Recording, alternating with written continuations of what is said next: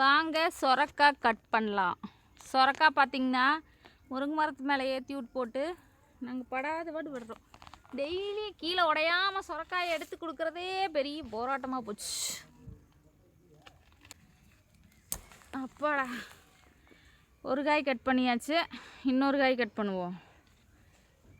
இது இந்த சொரக்காய் யாருக்கு தெரியுங்களா? தீபாவளிக்கு எங்களுக்கு 2-3 பேர் பக்கத்து வீட்டில் பெரியம்மா, பக்கத்து வீட்டு சித்தி எல்லாம் பலகாரம் கொடுத்தாங்க.